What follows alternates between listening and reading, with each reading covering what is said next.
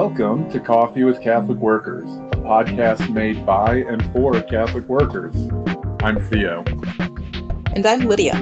We've both been a part of the Catholic Worker for the last decade and are excited to bring you conversations with Catholic workers around the world. Today we have Brian Terrell joining us from the Strangers and Guests Catholic Worker Farm in Tiny Maloy, Iowa. Brian discusses what they're growing at the farm, whether it's really worth growing your own beans, and what it was like living with Dorothy Day compared to how she's thought of nowadays. Now, here's Brian.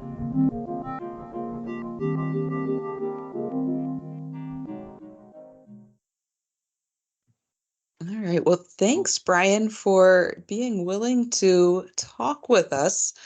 Brian, so usually we start off by having people sort of explain a brief history of how they kind of got to the worker and a little bit about where you are at now, what your worker is like out in Iowa.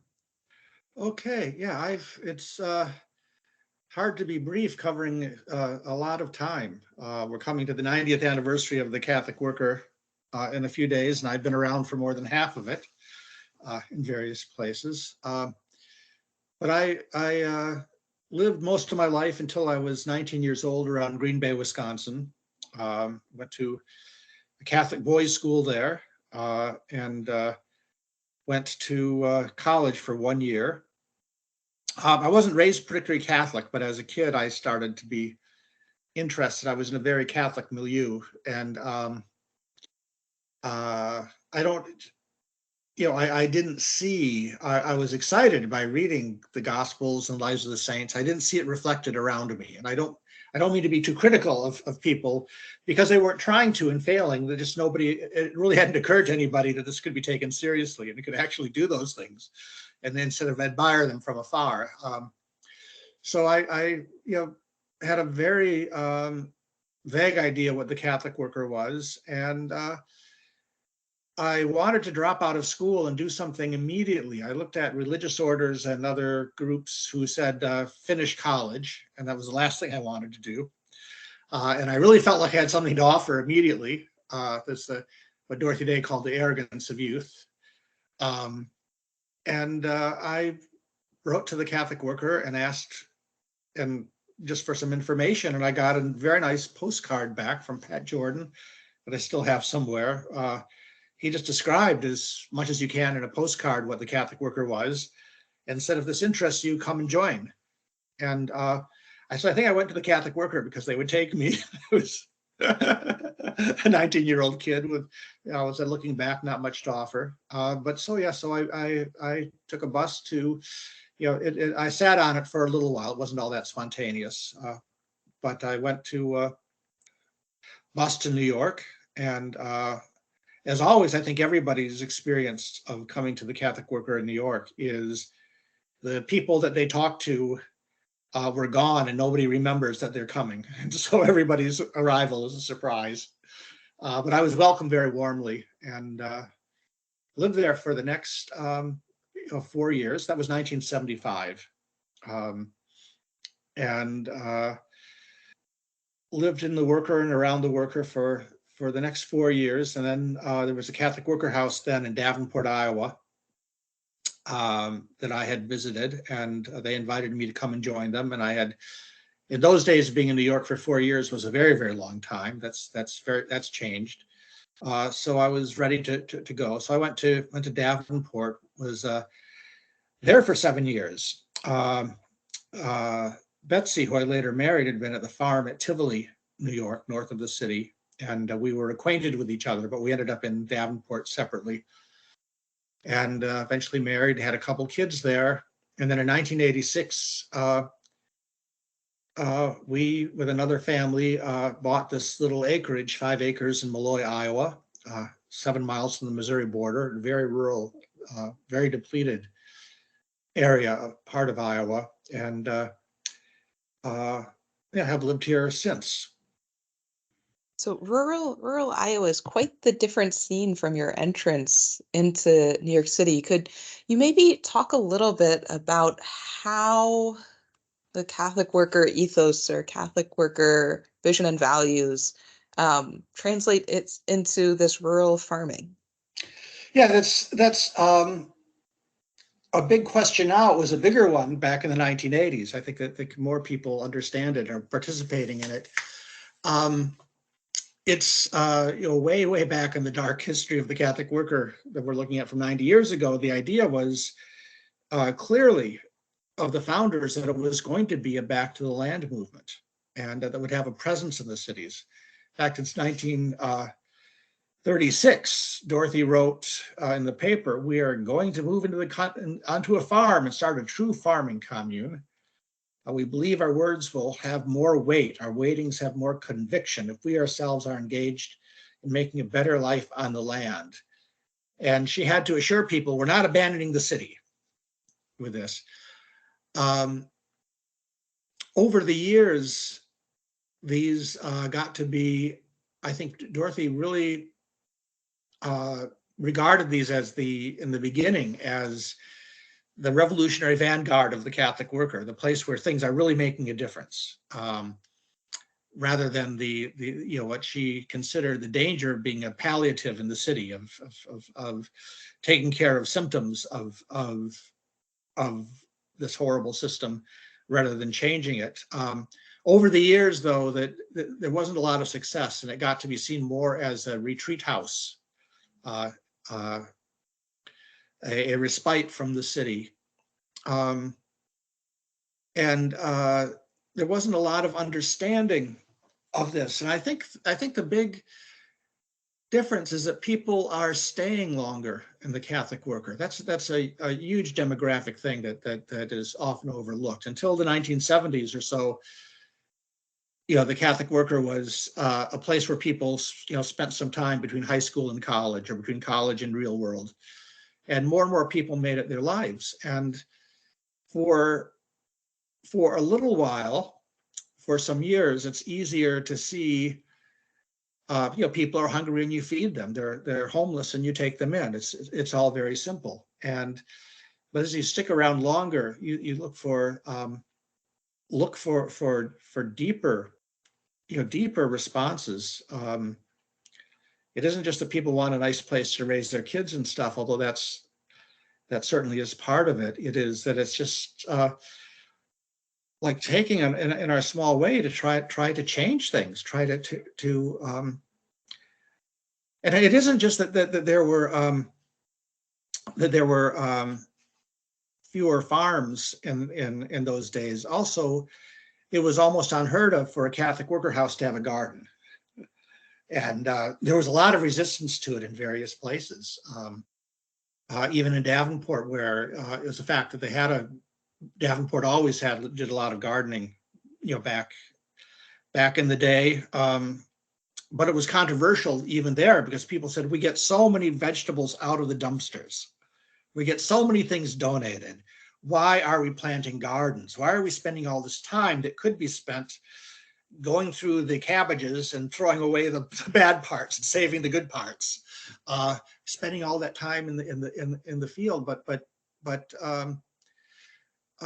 just to realize that the way we get our food and the way we the way we get our furniture and the way we get our clothes, that everything, this is all part of the system, and we try, just as a soup line in the face of millions of homeless and hungry people is an incomplete response. So I think our farming, in the same kind of way, is just a stab toward it. I've been I think a way that I see the change most is, you've both been to the Sugar Creek gatherings in eastern Iowa and the beautiful hills over the Mississippi, and that's been going on for many years. And for a long time, I was frustrated hearing all of my friends from urban houses gushing about the beauty of it, when it is a very, very beautiful place. But to say, oh, isn't it nice we get to be in a place that's far away from the world's problems, leave the world's problems behind, and just look at this lush, beautiful landscape and where everything seems to be in balance. And, it's just, but really, it's not mountaintop removal, but that land is losing the soil erosion is measured, ton per acre per year. The chemical intensiveness of it, and all that corn being grown there, it's all for ethanol. Nobody's going to eat that corn. And the land is being tortured, and it is in a very, very different way, but just as real. It's the same kind of degradation that we're seeing in the neighborhoods and the cities going on, and for the same purposes. And it's not the same as seeing the fig trees and olive trees being torn up in the West Bank, by Israeli settlers. It's not as intense, but it's just as real, and it's a part of the same thing. So the countryside is not a place of respite and escape. Personally, Betsy's very different. She is just as happy to be here as can be, and she will go to a city out of a sense of responsibility, but she doesn't like it. For me, if I want to escape, I'll escape in Chicago. I'll escape to New York. I'll escape to to Amsterdam or Berlin or someplace. But when I'm home, I don't feel like I'm escaping. I think home here on the farm is where I really have to face, my own limitations. I really have to face the world's problems. I'm really eye to eye with poverty in a way that's different from what you all in the cities see, but that's just as real. You can't maintain this idea of the countryside being a place of escape and recreation if you are at all attuned to what's going on around you for very long. So, kind of taking a step back, I mean, you're trying to obviously witness to and live differently from this giant agribusiness system, but kind of Peter and then his influence on Dorothy's vision of the agronomic university is that it will address so many problems that they were seeing and we continue to see, and it's even envisions a different way of thinking about work and the means of production and what we consume and stuff. And I was just wondering, could you give us just the brief overview of just really what was Peter's visions for these agronomic universities? Yeah, well, one way that he put it that was, I think, kind of tongue in cheek is to provide training to unemployable graduates of Catholic universities. Peter was not a big fan of academia as it exists here, but of trying to relearn. One thing, when the Catholic workers started in the 1930s, most Americans and most immigrants to the United States too were a generation away from the farm, and it was a lot of the losses were really immediate.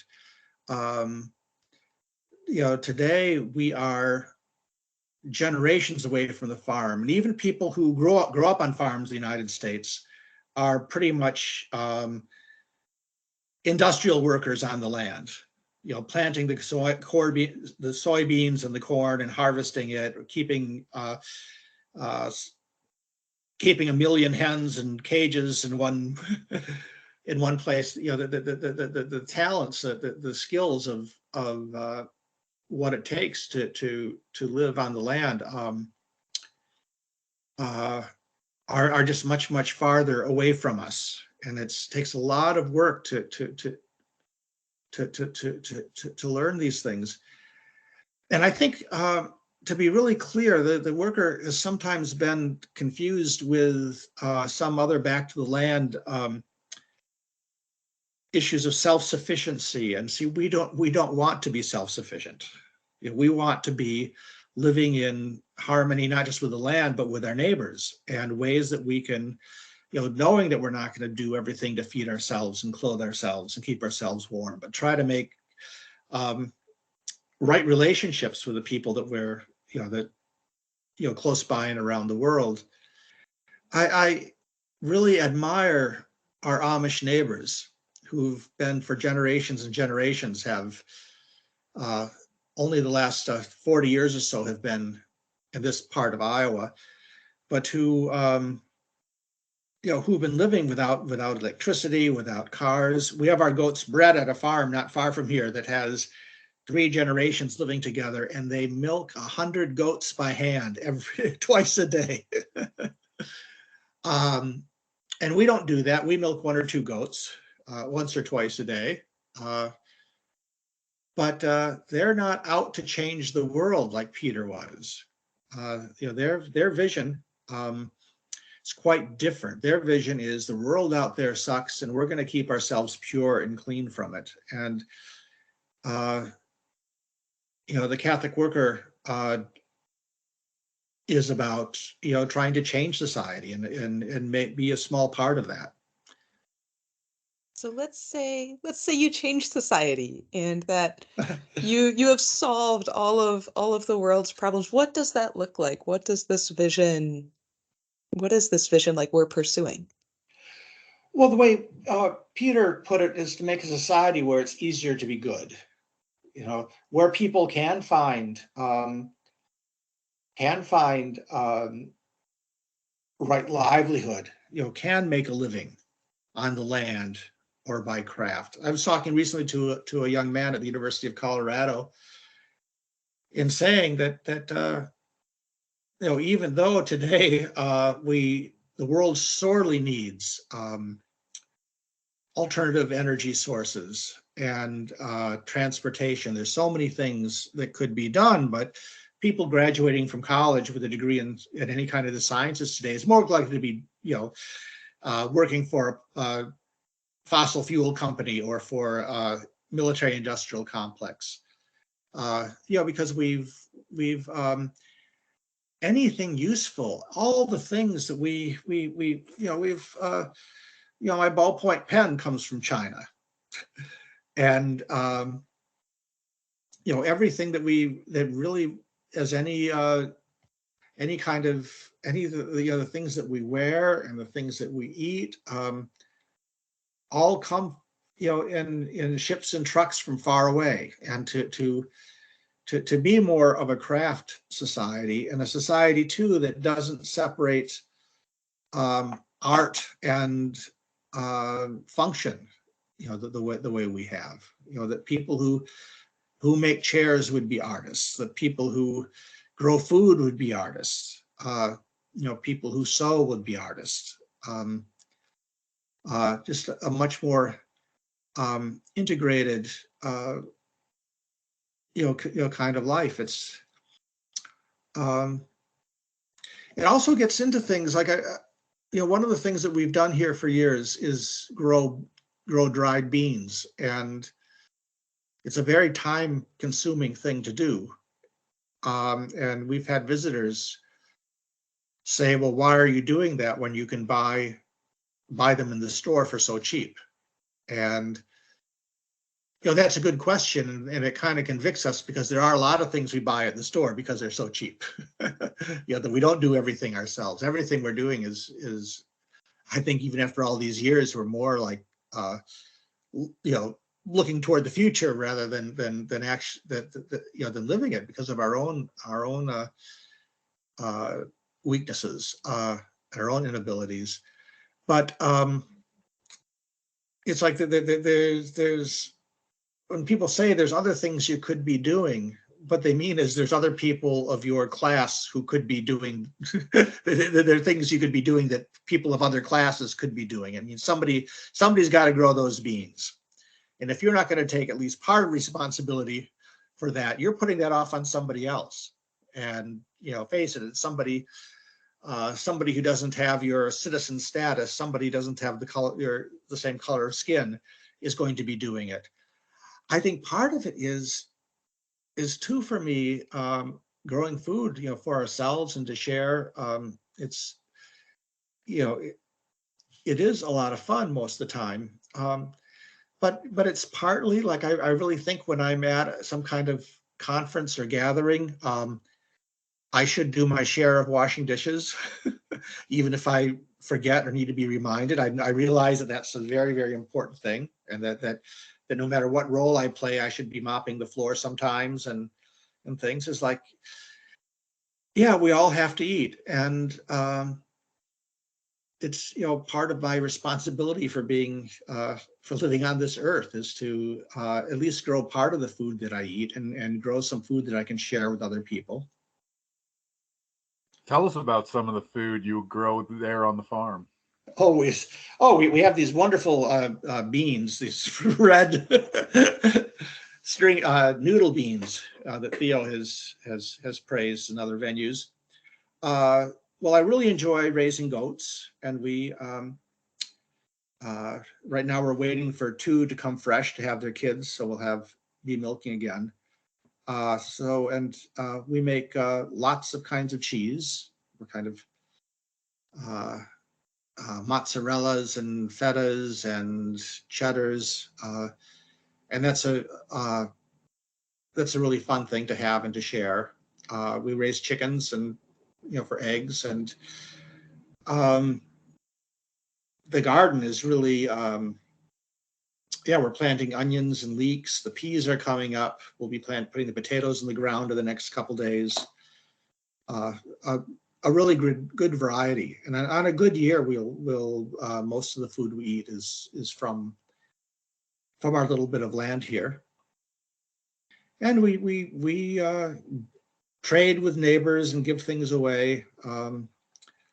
It's we're Iowa's an interesting place in a lot of ways. That it is one of the biggest agricultural states, but it's also one of the states that imports most of its food.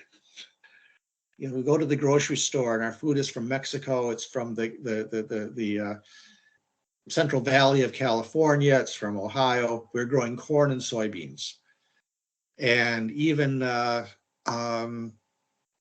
most of our milk now, most of the milk consumed in Iowa is coming from Arizona and California, where the cows are living in air-conditioned buildings and eating grain that's shipped down from Kansas and Iowa to California to feed the cows to give milk. It's put in refrigerator trucks and sent up back here to Iowa, and all in our twisted economy. That's more cost efficient, and it's insane. It's insane, and it impoverishes everybody. And even in the years since we came here, Iowa has remained the biggest hog producer, in competition with North Carolina. And 35 years ago, and more when we first came here, most of those hogs were owned by small farmers, and people could still make a living off of it. And now the same number of hogs are being raised by the thousands and thousands. So hogs whose they go from birth to slaughterhouse, their feet never touch the real ground, and they never root around in the vegetables, and they never eat on processed food, and they don't see the sun. And the people who do that work are no longer people who are independent farmers. Nobody's going to go into a building with 1,000 confined hogs if they have choices. So it's mostly, now it's mostly immigrant labor. People are being paid way, obscenely low wages, and all the money is going into corporations. So we're trying to be a little bit of resistance to that. Yeah, we've talked in the past on this show about like the Catholic worker value of decentralization, and it's everything you're describing has only just gotten worse since Peter's time, since Dorothy's time, and that like consolidated capital is just killing the planet and killing these workers and stuff like that. It's wild, this system we have. Yeah, and I think one of the things about the Catholic worker that's different from a lot of other groups that really want to help people and want to get rid of poverty is I think the worker has been more interested in getting rid of wealth than about getting rid of poverty. It's, that people can live on very little. People don't need a lot of wealth. People don't need to have a lot of savings and investment. But the reason why people are poor is because other people are amassing. So reading recently about how in the United States we could give every homeless person a house and still have like 3 million empty houses, that are what people are stockpiling to keep rents up. We keep blaming the poor that for what's happening in our cities, and the reason why rents are so extravagant is not because of poor people; it's because of rich people, who are able to stockpile apartments and houses and manipulate the markets. If somebody can. Right now, it's very cheap to live here in this part of Iowa. Our taxes are very low, and land prices and houses can be got cheap. We're losing population. Anybody's welcome to come and try to find a place here if you're looking for a place to live cheap. It's just the increased disparity, and if some rich people decide they like it here, that's going to be gone as soon as somebody says. Looks at our beautiful house that's valued at like $20,000. If somebody says, well, I would pay $2 million for that house, immediately our taxes would go up, and we'd have to sell. And the person could pay for who is willing to pay $2 million will be able to have it if they want, or the house would be empty. Because for that person who can afford to pay $2 million, it might be suit them better financially to leave the house empty. So the homelessness, the issue is not it's not that we have all these poor people and what are we going to do with them. The issue is we've got these rich people who keep getting richer, and that's more, I think, the thing that we have to address. So you do a lot, Brian. You kind of get around, not just Yeah. always on the farm there. Do you want to share a little bit about any of your other sort of projects or focus points within the Catholic worker? Yeah, and I think it's I think it's all of a whole. I think most of the time when I've been an activist all along, but we have 2 grown children, and when they were home, I wasn't away so much. But these last 20 years and more, I've been gone probably about half the time from the farm. And presently I work with the Nevada Desert Experience, and just got back from helping organize a walk from Las Vegas to the nuclear test site 40 miles away. And I have a trial coming up in July there, and for an arrest at the nuclear test site, which was taken away from the Western Shawnee people in 1950 at gunpoint, and no compensation given for testing nuclear weapons. And about 1,000 nuclear explosions have been going on, have happened there. No place on earth has been bombed more. The indigenous people are not just in the United States, but in the South Sea Islands and in Kazakhstan. The indigenous people are the first victims of nuclear war, and that continues. So we're. I'm also this summer planning on being in Holland and in Germany. The nuclear weapons at the United States keeps nuclear weapons at bases in 5 European countries, totally in contradiction of international law and the Non-Proliferation Treaty that all these countries are signers.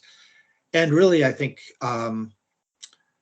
to say that Russia's war with Ukraine is provoked does not mean it's justified. And I would never justify anybody invading anybody else, but it certainly was provoked, and provoked by U.S. and NATO in threatening at the base in Holland every single day.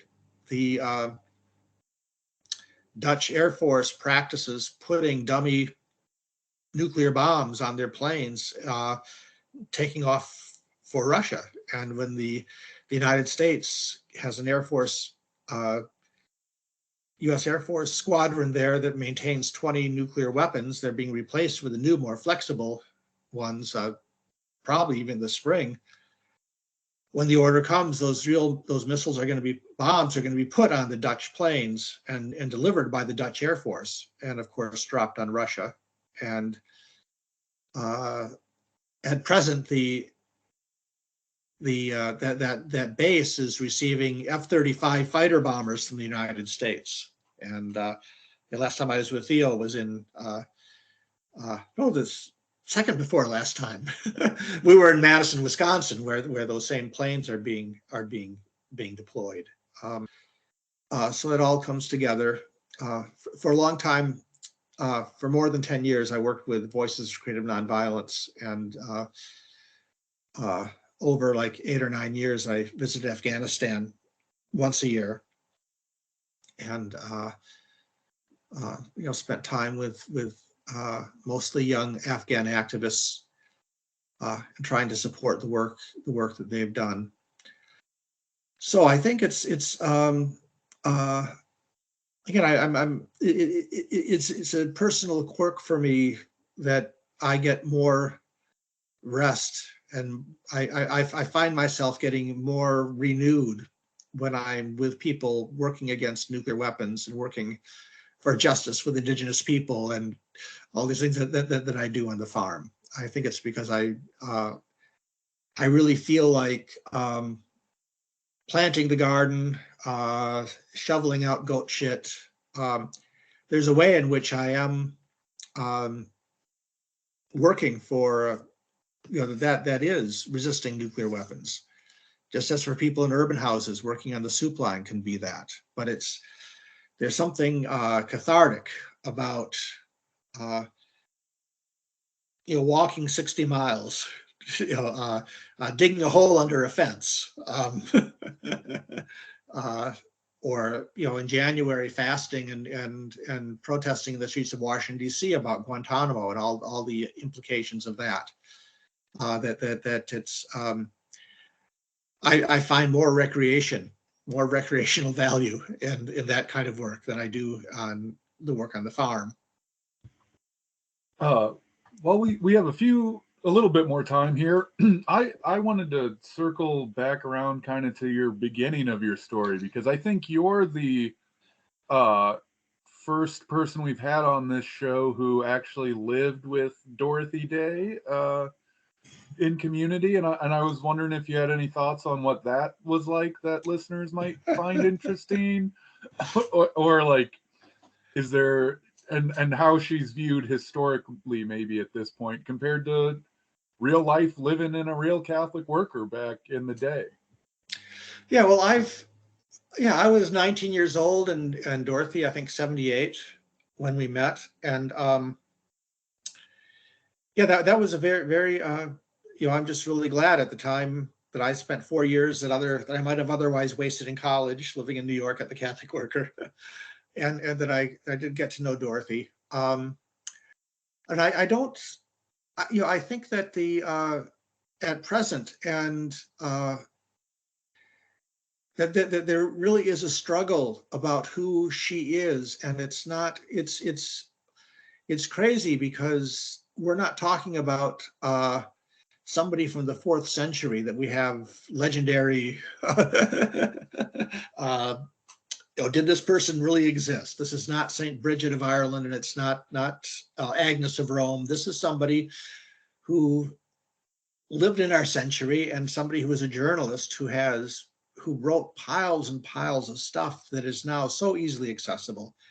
And people will write about Dorothy Day extensively, sometimes without ever quoting her. And I think as often happens with great people, there is a I think, a very, very false and I think very deceptive picture of her that is a much more easily digest and a much more convivial with the system that's not as resistant. The Dorothy Day who the most important thing for her was that a priest would wear vestments at mass, for example, and that was like something she didn't care about whatsoever. That had no interest. She had no interest in that kind of thing. But to and that she had abandoned her radical friends, that she never criticized the church. We get this, and I think we see that in reflected now in Catholic worker houses that some even that take the name Dorothy Day, but if you look at their websites and their newsletters and things, you wouldn't see that there's anything about concern about world poverty. Maybe support our. We have a soup line. Support us. We say our prayers and we feed the hungry, and but what's lost is a true revolutionary who really wanted to change things. You really wanted to make the world where it's easier to be good, which means tremendous social upheaval. To do that is, and I think that's and people, houses and communities that seem to have completely given in to what's been called the nonprofit industrial complex. Which it's very, very difficult to maintain, when you're trying to maintain donation flow. And this started some years ago. I remember when we were in Davenport, the biggest employer in the area was the Rock Island Arsenal, run by the U.S. Army, that at the time was one of the biggest weapons factories in the world and the biggest employer in our area. And the diocese had a letter that they sent out saying, we don't give them any money, don't worry. But there was a Catholic worker house in Peoria, 70 miles away, that wrote to us asking us to stop protesting in the name of the Catholic worker because it was cutting into their donations. And I think we see a whole lot more of that. It breaks my heart to see Catholic worker newsletters that come that don't address anything like police violence or the threat of nuclear war or even climate change and stuff. You get nice reports about how they're helping people in their neighborhood and everything, which is all very good. But it's I think the revolutionary nature has been lost, and many people are simply unaware of it. And unfortunately, I think there are people and institutions for whom this is very deliberate, and they're working very hard at this to, in the face of all the documented stuff that we have about Dorothy and all the things that she said, all the things that she did. See so many articles and even whole books written about her that don't reference any of that, but just as all the just retelling the story of this fabrication that certain bishops and other religious authorities and academics have created and perpetuated. So it's not something I've chosen. It's not something I like, making these arguments all the time. But it just it wrangles me, and maybe the best thing to do, I think, sometimes would be just to drop it. But when I see people saying things that are absolutely untrue. Dorothy Day was a woman who could write, in the 1970s, say, what she wrote about Angela Davis, the great communist Black activist. It's practically a love poem.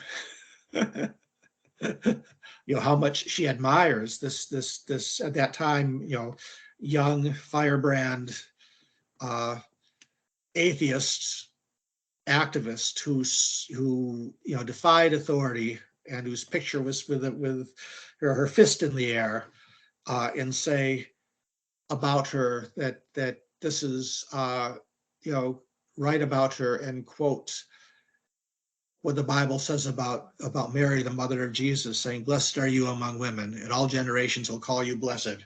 Dorothy Day, Saint Dorothy Day, saying that about about a Black activist who at the time was on the FBI most wanted list for that doesn't fit with the image that we're often given of her, but it's who she was. It is interesting to sort of think about the ways in which sometimes only parts of her message are sort of preserved or revered or maybe sanitized. Um, and thinking about like what that means for the larger movement, because I feel like I sometimes see in the same way this piece of reverence for Dorothy in that prevents sometimes a larger view of like the movement being more than just Dorothy. And I think that also is this great danger is if we're going to only allow the movement to be Dorothy, and then if we're only going to take these sanitized pieces of her, then the movement gets constrained to like this very nonprofit, we're going to do our individual work but not disrupt things, Yeah, maintenance of the status quo. that's very true, and I feel reluctant sometimes to keep quoting Dorothy as though it were the Dorothy Day movement. And also, people could disagree with Dorothy when she was alive. There's less of that now, but one thing I love is that she was never unlike the leaders of a lot of other movements. She hated the personality cult, and she never played along with that. And yeah, she was very much criticized within the movement. I think a story I often tell is that when I first met Dorothy, it was the day after I arrived in New York by bus, and she was very gracious and very curious about me, and it really made me feel good. This person was paying so much attention to me, and I was just a kid. If I said I came to follow in your footsteps, I would have been on a bus home the next day. That would not have been tolerated. Um, and today people say, well, the Catholic worker's not following in Dorothy's footsteps. It's like, well, of course. That's not our job. and yeah, it was, there's not one model. This is in terms of I was thinking about it more in terms of the farming, but in like 1945 or so, Dorothy said that our houses of hospitality are not what Peter Morn had in mind, and we look to the future, for the true centers of Catholic action and of returning to the land and things. And so I think she recognized, and she always said to people who looked at the New York Catholic worker, this is not a model. And she said, soup lines are a disgrace. What we need to get down to is just families. So she never held up herself or the New York Catholic worker as a model that couldn't, that like everybody get in line with this. Yeah, it's and one thing that I think about this more traditional view of Dorothy's Catholicism is I'm a Catholic, and I really value, I think I can still be a Catholic only because of people like Dorothy Day. And I do agree that there is a crisis in the Catholic worker identity at this time, but I think it's the opposite of what most people who say that think it is. I think, for example, I was, nobody at the New York Catholic worker We had mass a couple times a week, and nobody was bothered that people who weren't Catholic received communion, for example, which has gotten to be a big issue these days. Yeah, there were divorced and remarried people. There were gay people. There were, you know, a lot of the people who insist on, following in Dorothy's footsteps, especially as far as Catholicism goes, are espousing a kind of Catholicism that I think is very foreign to the Catholic worker, and I think very damaging to it. Because if people look at Dorothy's Catholicism and they see, here's an old lady who always wore a mantilla on her head and rattled her rosary beads and always obeyed the bishops and just lived this devotional Catholic life, it's like, well, that doesn't offer anything really that's very, very helpful. And so I talk to a lot of young Catholic workers who say, I really, like Dorothy Day and the Catholic worker, but this Catholic thing, I don't get it all. And I think it's because they're not judging, they don't know who Dorothy really was and what her faith really was. They know what people are saying about it. This good, obedient person who didn't say, one thing that she said repeatedly is, I love the church for Christ made visible, not for itself, so often a scandal to me. And one must live a life of permanent dissatisfaction with the church. And I think that's the only way to really love it. Real love that's different from some kind of unhealthy attachment disorder. It doesn't matter who you say you love or what you say you love. If you love your country, love your friend, love your child, love your parents, love your spouse. If you do that with blindness about who that person or that institution really is, it isn't really love. A lot of the shit that goes down with patriotism in this country isn't really love of country. If you really love this country, you're not going to be put off by remembering that the story of Rosa Parks is a part of this country. You're not going to want to excise that. The people in Florida who want to take those things out of the school books, they don't love this country. They don't at all. And the same thing with the church. If you love the church, and you're not going to look at the systematic racism, the systematic misogyny, abuse of children, if you are going to overlook that, you really can't call that love. And Dorothy put it in the imperative, saying you must live this way. You must live in permanent dissatisfaction. It's the only thing that's real. And so I can be a Catholic and be dissatisfied. And know that that's the way it ought to be. But we get an image when people are given an image of Dorothy, the obedient, docile daughter of the church, a whole lot is lost. Well, we've gone what is kind of a normal amount of time for us. Is there any other thoughts you want to get out there about the Catholic worker or about Dorothy or anything like that? Well, one thing is that I should have done earlier. Betsy has reminded me that I should put a recruiting plea in for strangers and guests. And I understand why we have so many people coming to visit. It was wonderful having you with us a couple times, Theo. And people have good experiences, but this is, I really think the reason why we're, most of our life here, we've had other people living with us for months and years at a time, is just as our kids don't live here, and just as the population, we went down from like 5,000 to 4,000 people in our county between the last two censuses. If this is an area that people are leaving, and it's an old population, you could go and stay at the Catholic Worker Farm in Ames, and you could ride your bike to a cafe or to a concert, and you're not going to do that here. This is very depopulated. a very, very, very poor kind of place, so I can really understand it. But it is, you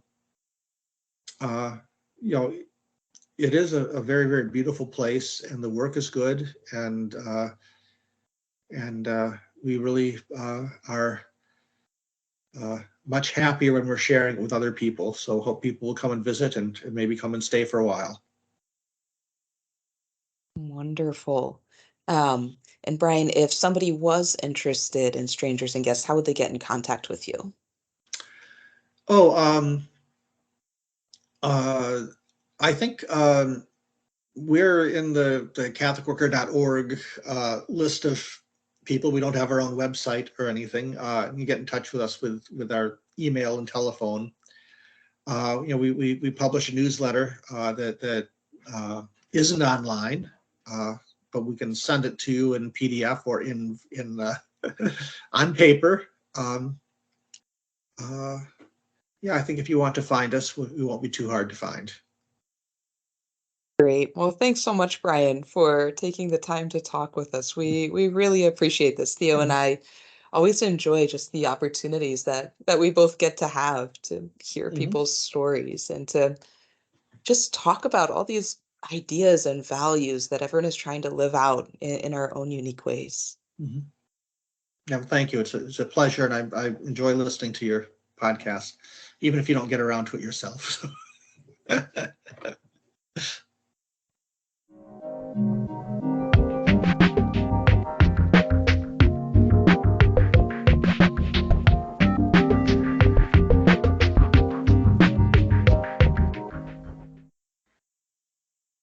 Well, thanks again to Brian for being willing to be our guest on our show today. We always appreciate people being willing to take the time out of their busy schedules to share a bit about their lives and their experiences, and the work that's happening wherever they are now. It's really fun to hear about how different people are inspired and energized by different things and the various callings that people have.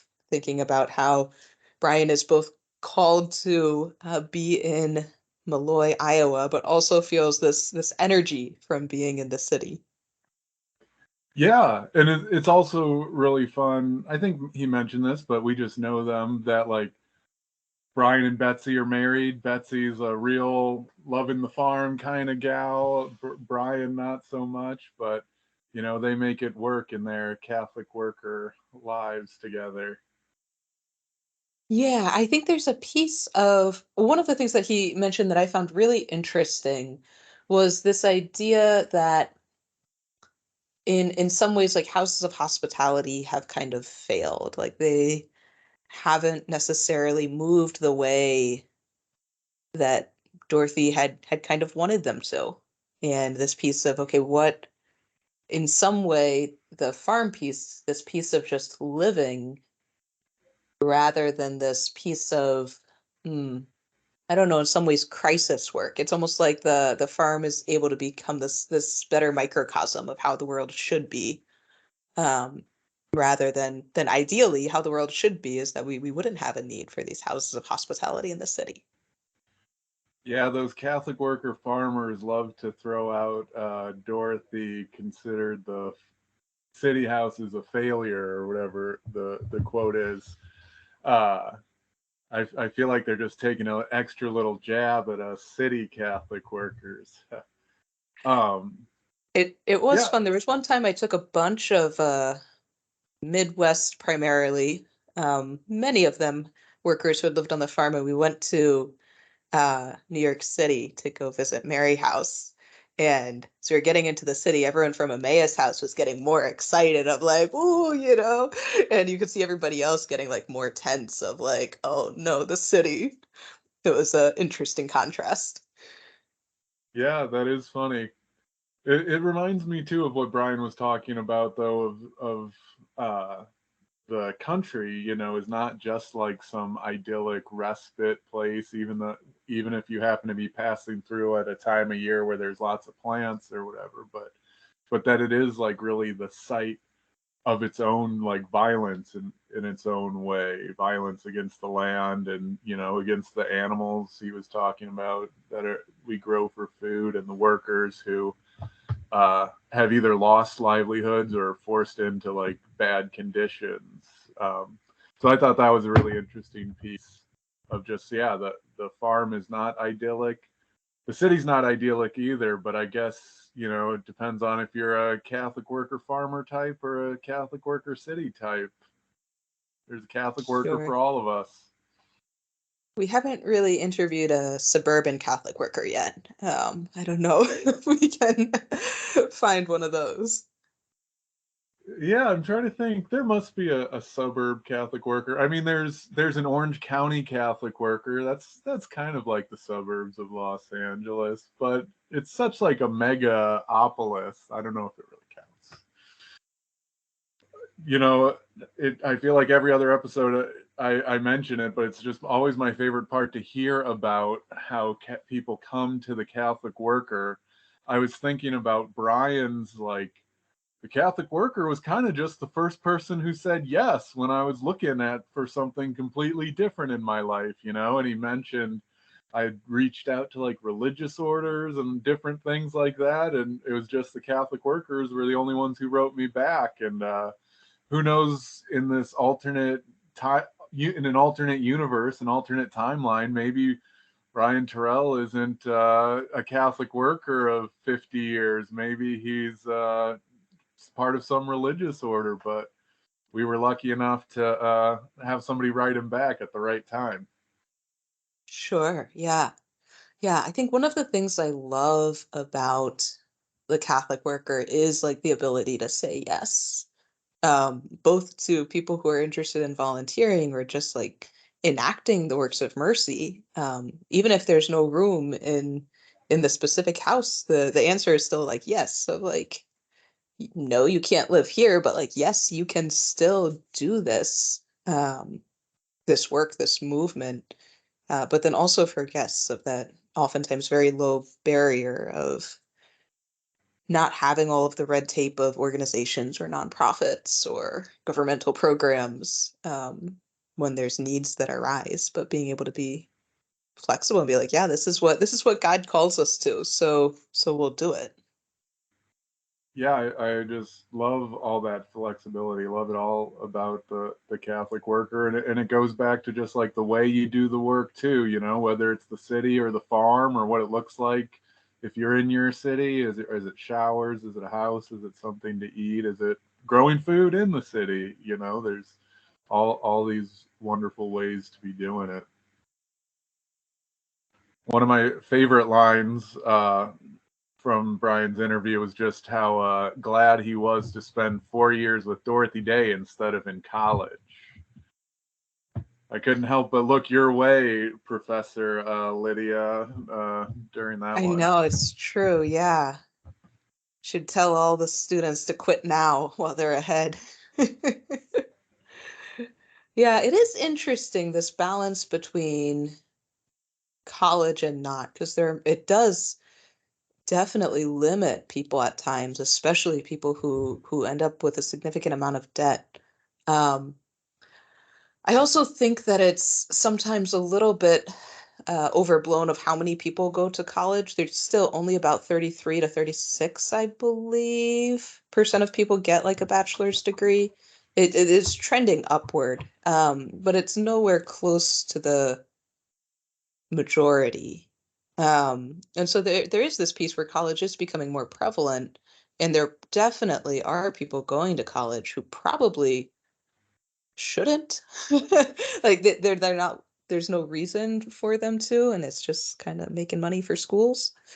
Um, yeah, but I am curious because there has been a bit of a reaction of people taking a gap year or not going to school quite as much. And so I'm kind of curious if that numbers will kind of just level out for a bit, um, and not continue this upward trend.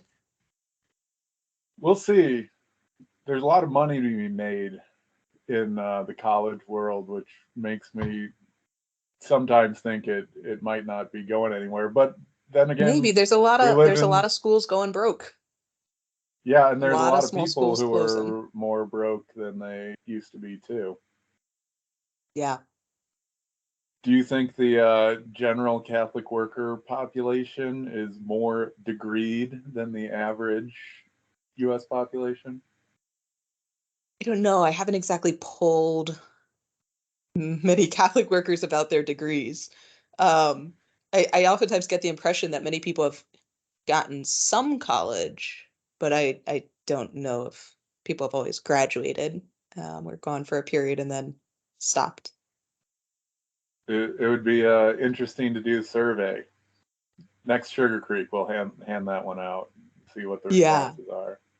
Yeah. I would guess that there's probably a demographic divide with more younger people with degrees than older people. That's just my hunch, but I don't actually know that to be true for sure. Um, it is interesting though, if we think about the Catholic worker as a movement and wanting it to be sustainable long term. I definitely would not have gotten involved with it as a movement if I could not have continued to work full time as a social worker, because that's like what I felt part of my calling was. Um, and so there is a piece of thinking about if it's a movement that, like, what kind of movement is it? Is it a prophetic movement that's meant to be like this handful of people that are sort of like this, um, I don't know, unreachable or inspirational aspiration that we know we'll never achieve and most of the population can't achieve? Um, or is it something that is meant to work for everyone? In which case, I mean, there are some professions that, kind of need a degree, like doctoring or engineering or the like. And so then, like, okay, how do those people fit into the movement? I don't know. I'm not sure. I'm not sure that Dorothy and Peter uh, had a plan for that. Yeah, well, that's why we need to keep doing the clarification of thought. I mean, Peter, he was not anti-scholar, he just wanted to make sure that the scholars were workers as well, and the workers got to be scholars. It wasn't anti-intellectual, and he himself was, though I don't believe he ever had a degree, like, very well read and stuff. Dorothy dropped out, but they read philosophers and stuff like that. They were nerds. It's just getting those two pieces together, the scholar and the worker. I mean, Brian is himself like a kind of organic scholar of sorts, though he only has a year of college. Yeah, yeah, for sure. Yeah. And so then what does it look like to have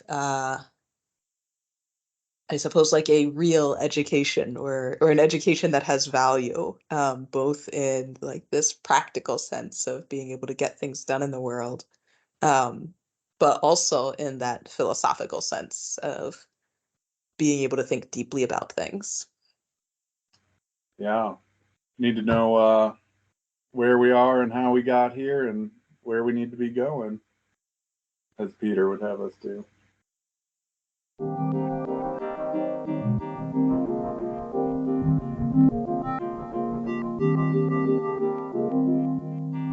Well, that wraps up another episode of Coffee with Catholic Workers. We are going to be taking a break over the summer. Theo is traveling quite a bit. I'm taking some time to go backpacking and camping for a few weeks. So we will not be doing any episodes during the summer. Definitely check back, though, this fall for more Coffee with Catholic Workers. If you want to reach out to us in the meantime with any comments, suggestions, clarification, or thought, you can email us at coffeewithcatholicworkers@gmail.com. We want to thank Chris from the Bloomington Catholic Worker for help editing, David Hayes for our music, and Becky McIntyre for our graphics. Thanks for joining us again for some clarification of thought. We hope today's conversation and discussion has been enlightening, and maybe even you're encouraged to go out and help build a world where it's easier to be good.